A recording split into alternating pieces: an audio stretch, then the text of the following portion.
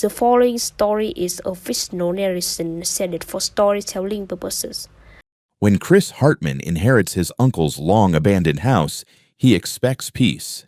Instead, a ruthless HOA, led by a power-hungry woman, claims dominion over his land. But Chris has a past, a plan, and a very low tolerance for fabricated authority. The war for one home is about to begin.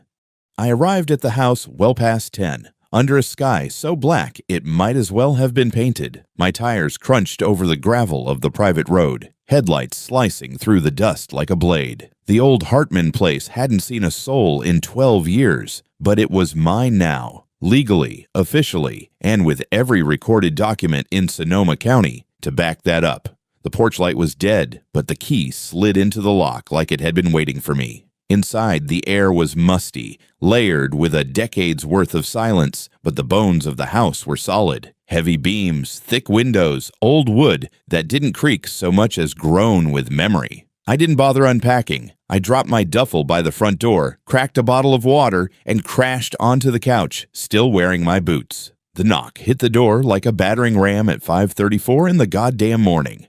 Not a polite rap. No hello neighbor kind of tap. No, this was the rhythm of someone with a badge, or at least someone who desperately wanted you to think they had one. I pulled on my jacket, cleared the sleep from my head, and opened the door. 3 figures stood on the porch. 2 men in tactical-looking uniforms, cheap canvas vests, security patches, baseball caps embroidered with something that looked vaguely official. Between them stood a woman in a tailored navy suit, bleach blonde hair, pearl necklace, tablet clutched like a weapon. "You are?" she asked before I could speak. "I live here," I said, glancing past her. Their SUV was parked sideways across my drive, lights still on. "You live here," she repeated, as if I'd said I was breeding velociraptors in the backyard. "This home has been unoccupied for over a decade, which changed last night. My name's Chris Hartman. This was my uncle's place. I inherited it. I've got the deed, the will, the transfer paperwork. Hell, I even have the key." The woman didn't so much as blink. "This property is within the bounds of Cypress Hollow. You can't just show up and occupy it. There are procedures, board approval, compliance reviews." "Cypress Hollow?" I repeated, confused. "This place isn't in any HOA. I checked that before I even set foot in the county." She smiled tightly, as if I'd just flunked a test I didn't know I was taking. "As of 2019, any property accessing Cypress Hollow's shared roadways is subject to our oversight. You entered through the north cul-de-sac. That's a controlled access easement. And you are Karen Mills," she said, with the confidence of someone used to snapping fingers and watching people jump. "President of the Cypress Hollow Homeowners Association. These are my security officers. We were alerted to movement on this property and came to investigate. You are in violation of Section 8, Subsection 11 of the Cypress Hollow Code of Conduct." I stared at her for a long moment. "You showed up on my doorstep at dawn with 2 fake cops to tell me I need a hall pass to walk into my own house." "Sir," she said, a finger twitching near her tablet, "this is not about you. It's about community safety and compliance. An abandoned property reoccupied without HOA oversight represents a potential threat to neighborhood standards." I laughed, but there was no humor in it. "This place isn't part of your little fantasy land. It predates your subdivision by 60 years. My uncle refused every offer to annex it. I saw the letters myself." She held up the tablet. "According to our records, the board voted unanimously in 2019 to include this parcel. That vote was certified and enacted. As such, we consider this a matter of jurisdiction." I narrowed my eyes. "You consider it? That's not how law works." The shorter of the 2 men took a step forward, like I'd said something threatening. I held up both hands slowly. "Easy there, muscle. You lay a finger on me, and I'll make sure the local sheriff knows you're impersonating law enforcement." "No one is impersonating anything," Karen snapped. "This is a civil matter. I'm giving you a courtesy notification that the board will be issuing a notice of removal. If you do not vacate the premises within 72 hours, further action will be taken." "By who?" "Your knitting club." Her eyes flashed. "By the enforcement arm of Cypress Hollow." I took a breath, then another, until I could feel the rhythm of my pulse slow back to normal. "Okay, you've made your point. Now get off my property." "Expect an official citation within 24 hours, she said, turning sharply. Her guards followed, one of them glancing back over his shoulder like he expected me to pull a shotgun. They climbed into the SUV and rolled off, slow and smug. I stood there barefoot on the porch, the sky just starting to lighten. When I turned to go back inside, I saw a paper had already been taped to the glass. Not a legal notice, not from the county or court, just a sheet of HOA letterhead with big, bold text. Notice of non-compliance, immediate removal required under Cypress Hollow Code, FARBRA 8.11. I tore it down and stuffed it in my pocket. By 9 a.m., I was already on the phone with Sheriff Mendez. By the time I finished explaining everything to Sheriff Mendez, he had already started swearing. Not at me, at them. We'd worked together years ago on a joint task force targeting logistics corruption out of Alameda, and I trusted him like I trusted my own trigger finger. If there was one man in the county who didn't give a damn about petty suburban fiefdoms or women named Karen with too much time and not enough law school, it was him. "Chris," he said, voice low and gravelly, "you're not in Cypress Hollow. That line ends a good 200 yards from your porch. Always has. You've got your own parcel ID, your own plat map, and there's never been any approved annexation request on file. Hell, the board would have to submit it to the County Planning Commission, hold hearings, notify adjacent landowners. Did you ever get a letter?" "Not a damn thing." He chuckled dryly. "Then they're either bluffing or stupid. Possibly both." He agreed to send someone by to file a statement and confirm jurisdictional boundaries. Meanwhile, I drove out to the county registrar's office in Santa Rosa and asked for everything they had on the property: maps, easement diagrams, annexation records, court filings. The woman behind the counter was efficient, and by noon, I had a full packet printed out, including a 2007 court ruling confirming my uncle's refusal to join any association. The HOA had tried it back then, too. He'd fought them off with a lawyer and a vengeance. I guess that part runs in the family. By the time I got back to the house, I could already feel the temperature had changed. Literally. On my gate, which I'll remind you is about 50 yards from the first house in Cypress Hollow, someone had posted a bright orange laminated sign: "Private road, HOA access only, non-members will be prosecuted." Next to it was a cheaply welded metal post, and behind that, a collapsible gate, chained shut, padlocked, no key, no code, no notice. Just a big concrete screw you right in my driveway. I parked, walked the rest of the way up to the house, and called Mendez again. His deputy rolled in 20 minutes later, looked at the sign, whistled, and muttered, "They're really pushing their luck." He helped me cut the chain, photograph everything, and we filed it as unauthorized obstruction of access on private property. He even left a printed warning in a plastic sleeve taped to the same post: "Unlawful barricade under investigation." But I wasn't done. I wanted to know what exactly these people were telling themselves to justify this. So I put on clean boots, grabbed my folder of documents, and walked 2 streets over into Cypress Hollow toward the HOA's community office, which was nothing more than a trailer with vinyl siding parked next to their community center. Inside, the air was thick with cheap carpet cleaner and scented candles. A middle-aged woman with too much lipstick and a Bluetooth headset looked up like I was a Martian. "I need to speak with your board president." She hesitated. "Do you have an appointment?" "Not yet, but she knows who I am." Within a minute, Karen Mills emerged from a side door holding a mug that said HOA, keeping standards high. "Mr. Hartman," she said, with mock surprise. "What brings you here?" I opened the folder on the reception desk. "This is my deed. This is the court ruling from 2007. This is the county map showing that I am not, and have never been, part of Cypress Hollow. This?" I tapped the laminated sign photo. "This is illegal." She didn't even look at the pages.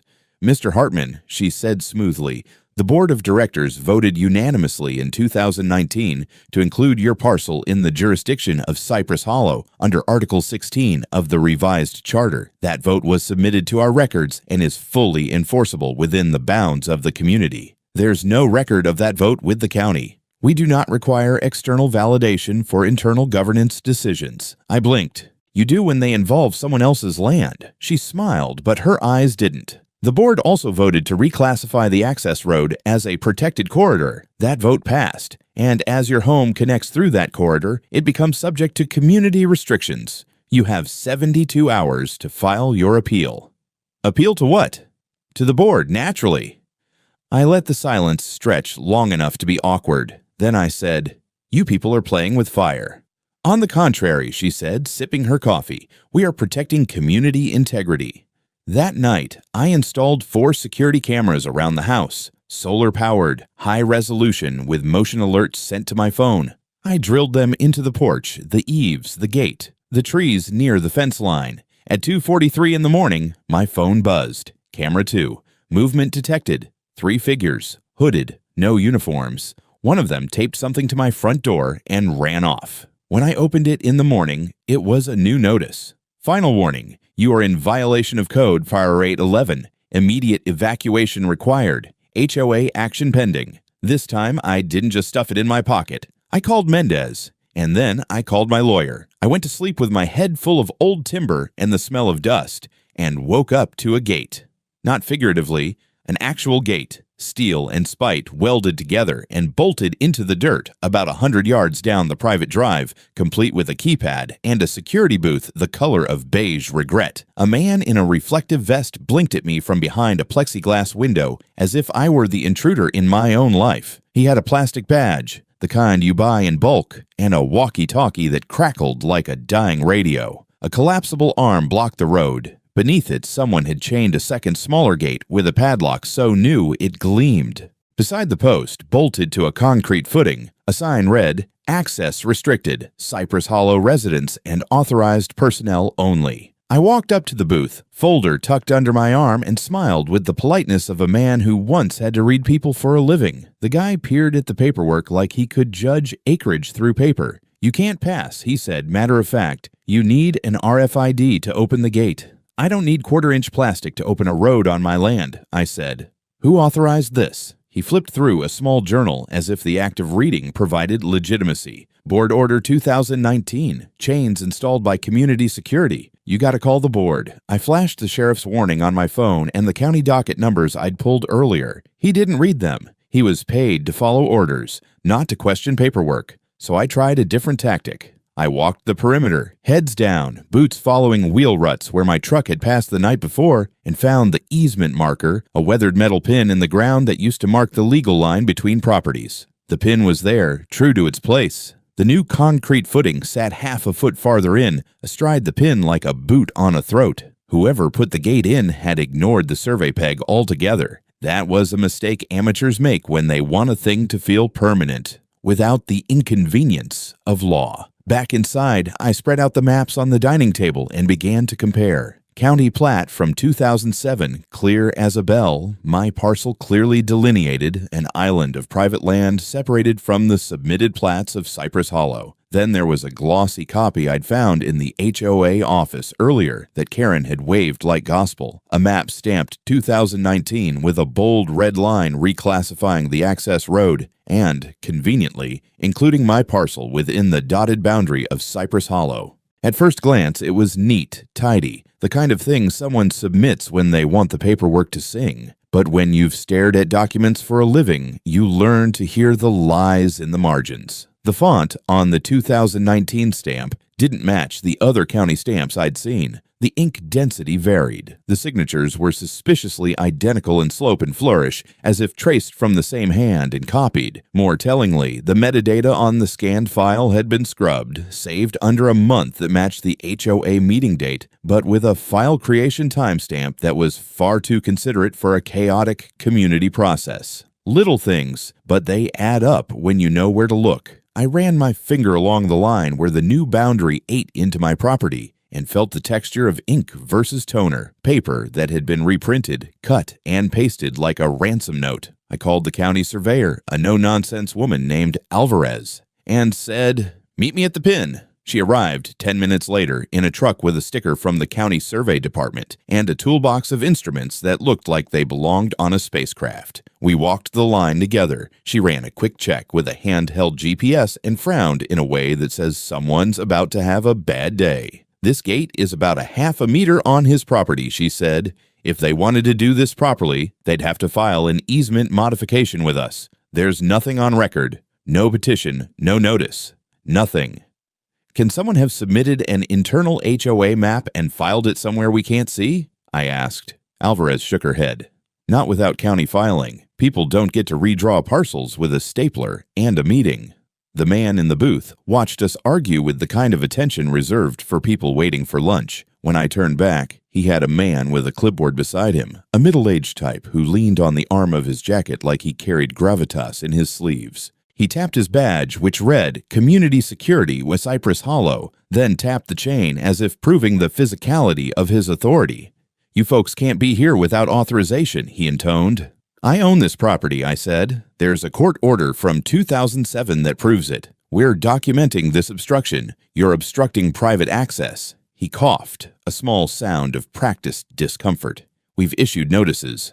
Notices taped to my door by hooded figures at 3 in the morning are not the same as due process, I said. Who contracted you? He smiled like a man who never considered consequences. The community board. Name names, I said. He hesitated, then said, You know who, which translated in plausible people language to Karen Mills.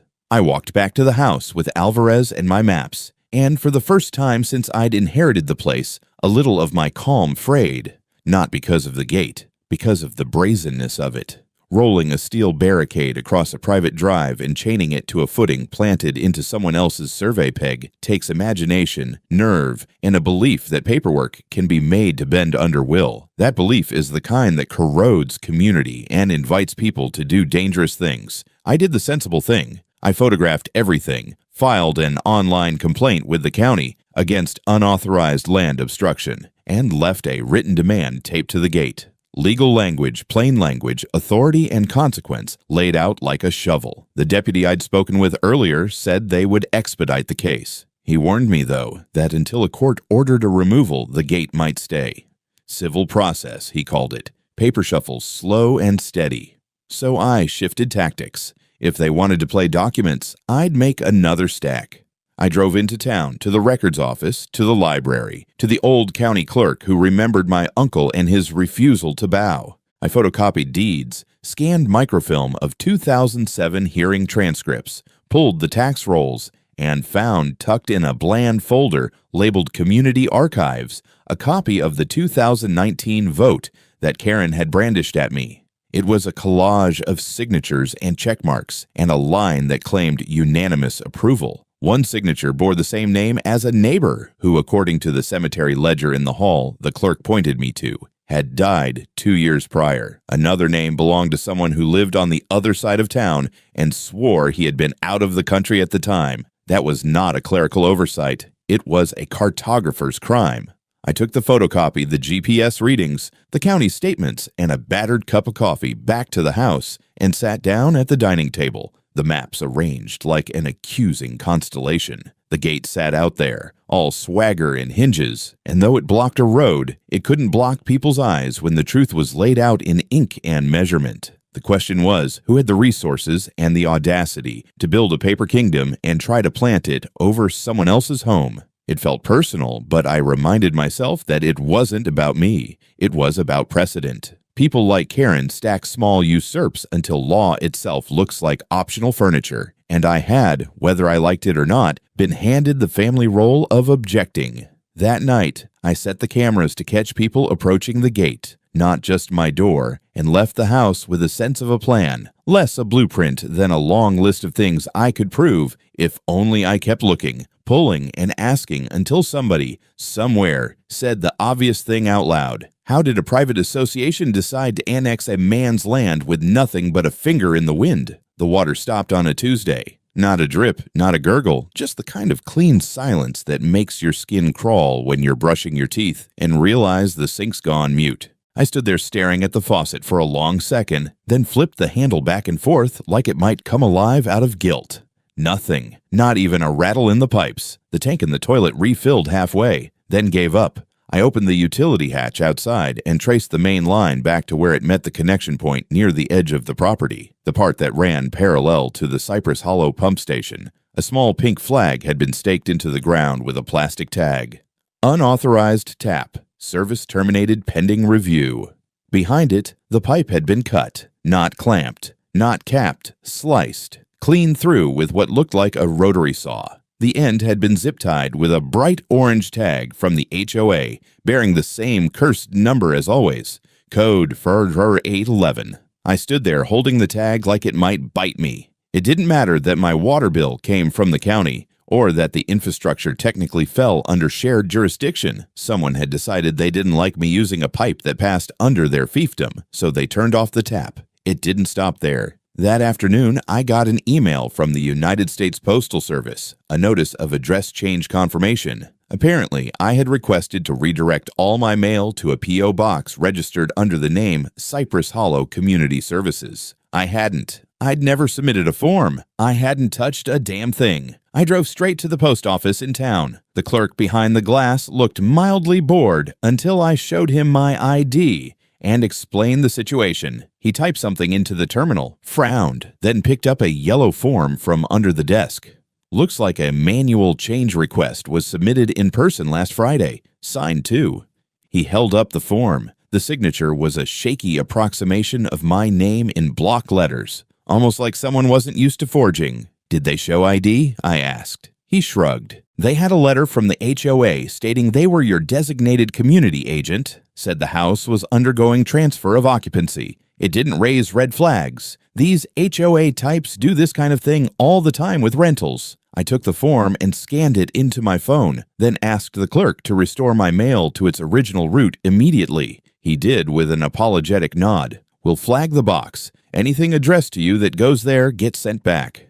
Back at the house, I found a new violation notice zip-tied to my mailbox post. Exterior lighting non-compliant, excessive lumens after 10 p.m. I hadn't even turned on the floodlight since Sunday. 3 more flyers were taped to my door, one about unapproved facade coloration, one citing excessive vegetation near the driveway, rid wildflowers, and one warning of impending administrative review by the Cypress Hollow Architectural Committee. I had no idea such a committee existed, probably just Karen and a mirror. They were escalating, so I did too. I spent that night digging, not metaphorically, literally. I laid a shallow trench behind the house, away from the main line, and spent the next day installing a small above-ground water tank I'd purchased from a farm supply store in Petaluma. It wasn't huge, but it would last until the legal side caught up. I hooked it to a gravity-fed filter system I'd used on assignments overseas. Not pretty, but effective. I also ordered a backup solar array and battery bank, just in case someone got brave enough to start playing with the power lines. I logged each incident in a spreadsheet.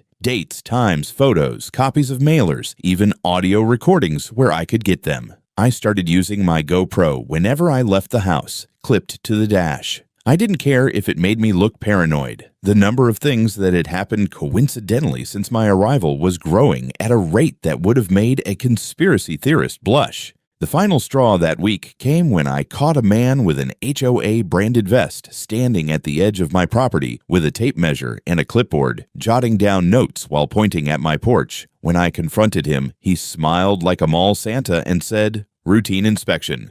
"For what?" I asked. "Community conformity, structure encroachment, fence alignment, that sort of thing." I pointed to the camera bolted under the eave. "This isn't your jurisdiction."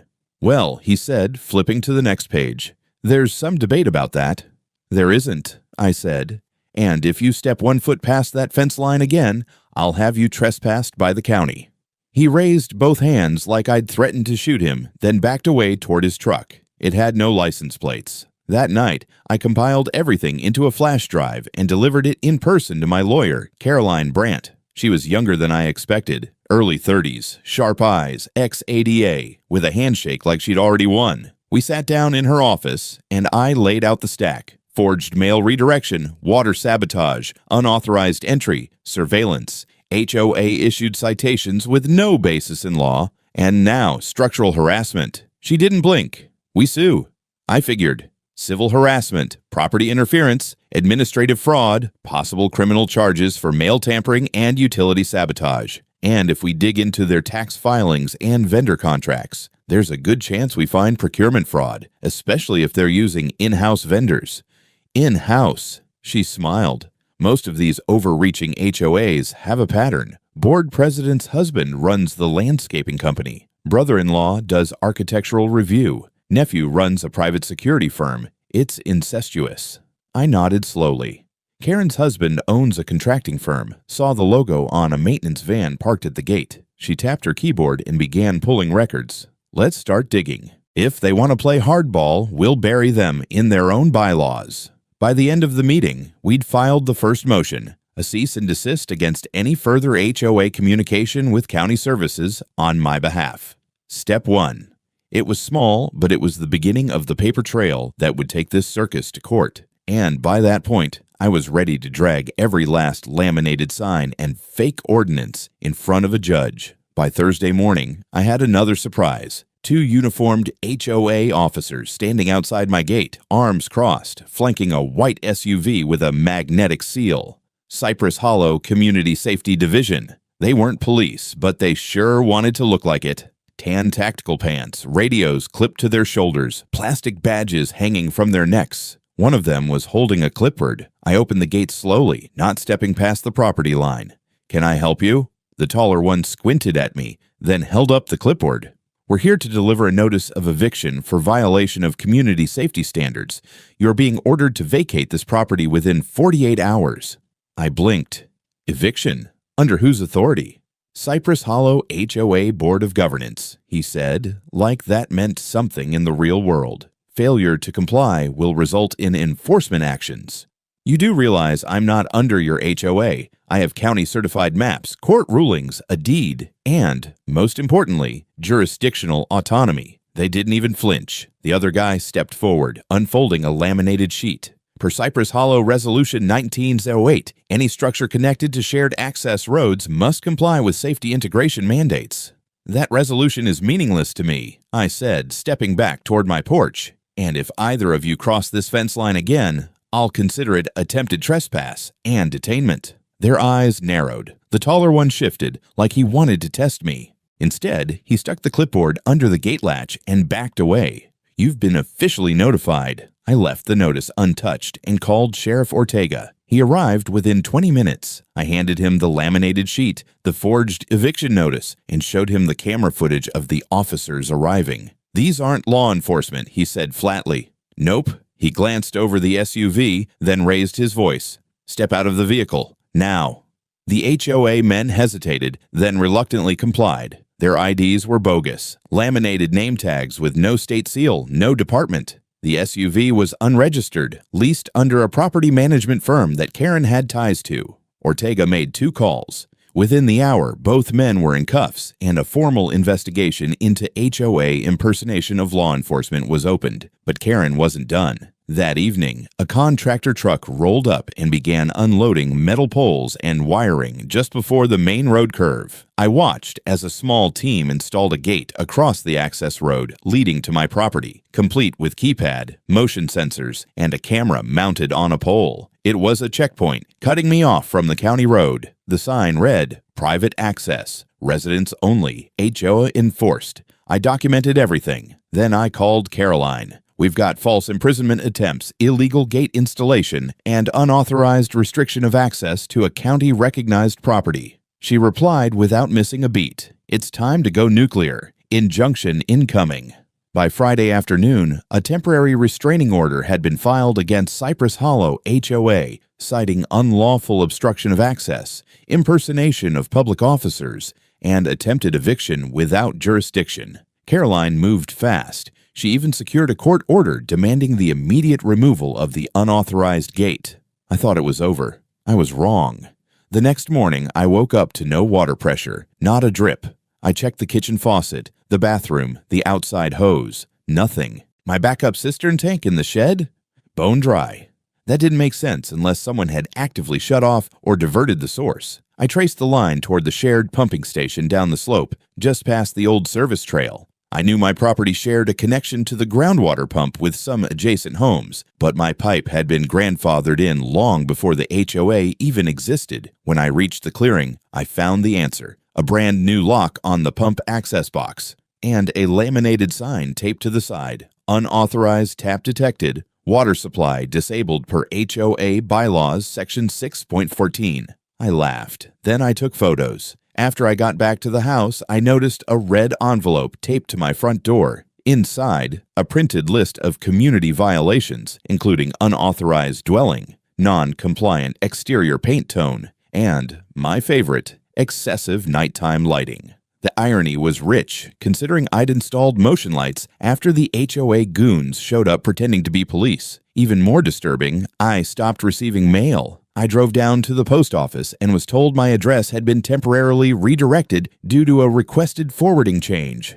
The clerk showed me the printout, forwarded to a P.O. box in Cypress Hollow's main clubhouse. I nearly broke the counter. I filed an immediate fraud claim with USPS and had the box flagged. The clerk apologized profusely. This kind of thing usually only happens with identity theft or shady HOA nonsense, he muttered. By Sunday, I'd had enough. I installed new external solar-powered cameras, rerouted my entire plumbing to a portable water tank delivery system, and covered the gate with a printed vinyl banner that read, "Private property not under HOA jurisdiction, trespassers will be prosecuted." Then I filed a second complaint, this time not just civil. I sent a full case packet to the Sonoma County District Attorney's Office: water sabotage, mail fraud, identity misrepresentation, illegal obstruction.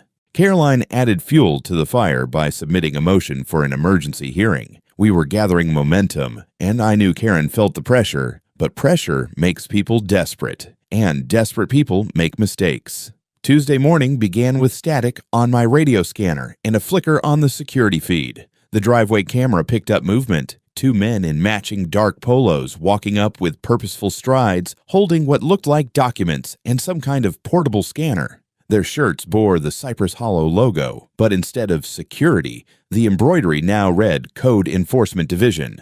New title, same amateur theater. I stayed inside and waited. One of them rang the bell, the other paced near my window. I opened the door halfway, phone in one hand, filming. "We're here to serve an official evacuation notice," the first one said, holding out a stapled packet of papers. "Per Emergency Community Safety Code, enacted by Board Directive, this property must be vacated immediately due to structural violations and risk of fire hazard." I didn't blink. "You're impersonating county code enforcement. Again. That's a felony." "Sir, we've been authorized." "No, you haven't. You're trespassing, and I've got it all on video." I didn't need to say more. I hit the panic button mounted just inside the door frame, linked directly to Ortega's office.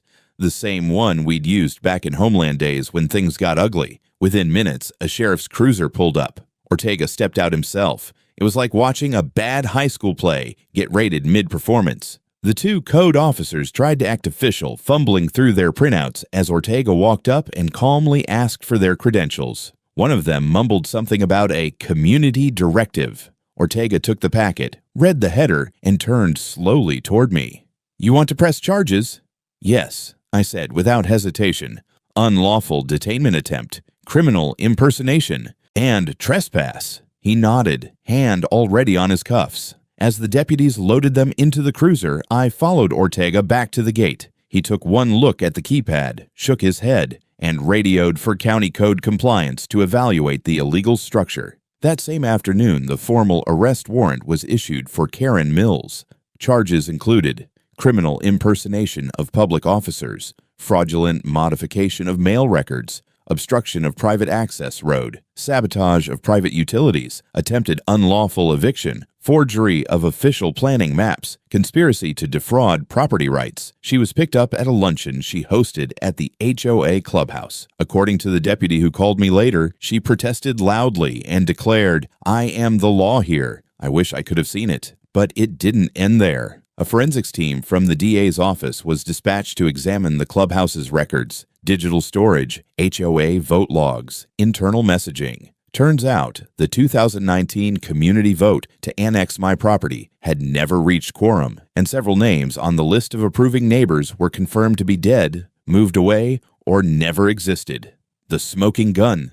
The architectural plans showing my parcel as under HOA jurisdiction had been drafted by an LLC registered to Karen's husband and dated 3 months before the fake vote even happened. Karen didn't just make a power grab, she engineered it like a hostile corporate takeover, and I wasn't the only target. The trial was open to the public. The courtroom buzzed with whispers and cell phone flashes the moment Karen Mills was let in, still in a cream blazer, now wrinkled and a few shades less smug. Behind her trailed 3 other board members, nervous, pale, and clearly regretting every HOA meeting they'd ever attended. Caroline was flawless. She walked the jury through every piece of evidence like she was back giving a national security briefing. First came the aerial cadastral maps, layered over time, showing my property's boundary had never changed. Then came the HOA meeting minutes, doctored timestamps, false signatures, fake votes. One witness testified under oath that Karen pressured him into voting to annex the parcel in exchange for a landscaping discount. We presented the USPS fraud report showing Karen had filed the mail redirect herself, listing her own HOA box as the destination. Surveillance footage showed the 2 fake officers entering my property without cause.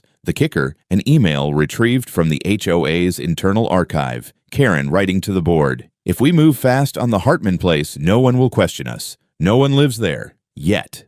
That word, yet, hung in the room like smoke. The prosecution laid it out plain. Karen orchestrated a campaign of document tampering, impersonation, infrastructure sabotage, and mail fraud with the intent to steal legal possession of property she had no claim to. It was over in 6 days. The jury took less than 3 hours. Karen was sentenced to 14 years in state prison for fraud, criminal impersonation, forgery, and attempted illegal eviction. Her co-conspirators received between 4 and 8 years each, with personal fines exceeding $250,000. As for the HOA itself, the judge declared it a non-compliant corporate entity due to systemic abuse of power and ordered its immediate dissolution.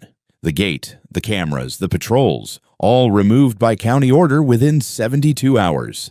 Cypress Hollow ceased to exist. A month later, I received a check for $780,000, a court-ordered settlement covering damages, legal fees, and emotional distress. It won't bring back time, but it bought me the peace to rebuild. I repainted the house, repaired the fence, restored the water lines, planted a new oak out front where the old one had died during the HOA's blockade. A friend helped me install a sturdy wooden sign by the private road. It reads, "Private drive, not under HOA jurisdiction. Trespassers will be prosecuted." And just beneath it, smaller text, "We recommend you knock first." Sometimes, on cool evenings, I sit on the porch with a coffee and watch the cars slow down as they reach the edge of where Cypress Hollow used to be. Some of them stop, some don't, but none of them knock.